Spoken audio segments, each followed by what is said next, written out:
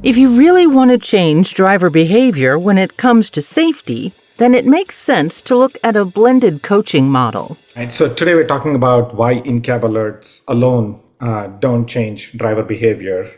Over the last many years of us doing this, we've found a few reasons for why that occurs. I would say the biggest one is because of fatigue from alerts. After a while, they start to treat this like white noise because it's constant and it's happening all the time. Second reason that I hear from drivers is when they get an alert, they know that they did something wrong, but quite often there's no additional information there on how they can improve or why it mattered in that particular situation. And the industry for a long time has treated these alerts more like punitive. So at some point, it starts to erode trust in the system. The alerts have typically only focused on mistakes. The industry has not really built a lot of AI to reward drivers for safer driving.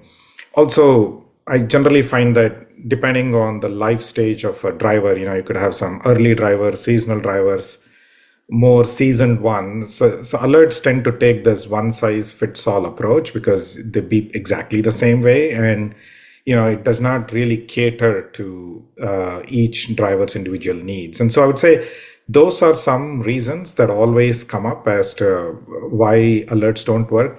Having said that, the data that we have is that alerts are quite effective in the moment, right? So they help correct risky behavior in the moment, but the new things that we are talking about from a blended coaching perspective really help address some of the gaps that alerts leave in place. Let's discuss a blended coaching model now. So a blended coaching model generally combines three different approaches. The first approach is you have a manager-led coaching for the driver. This is usually face-to-face, and this conversation focuses more on the safety culture, the long-term opportunities, a personal relationship with the driver. So it's quite effective manager-led session, but the flip side of it is it's not very scalable, right? Because you need quite a few managers in the system to be able to do this effectively. The second part of a blended coaching model is sort of the AI-powered in-cab alerting, which we talked about. Now, this allows you to scale because you can turn it on for every single driver in your fleet. And so it scales quite nicely. It is real-time in nature. It helps you course correct in the moment.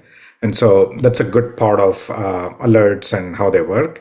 But for all the reasons that we discussed previously, they're impersonal and punitive, and they have some weaknesses as well. And then the third component of a blended coaching model is self-coaching.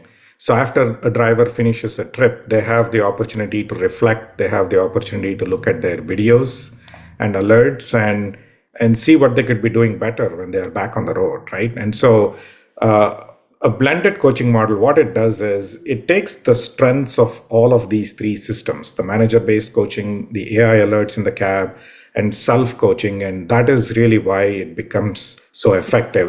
It finds a way to sort of bring the best of those three worlds and also offset all of the weaknesses in each one of the three approaches.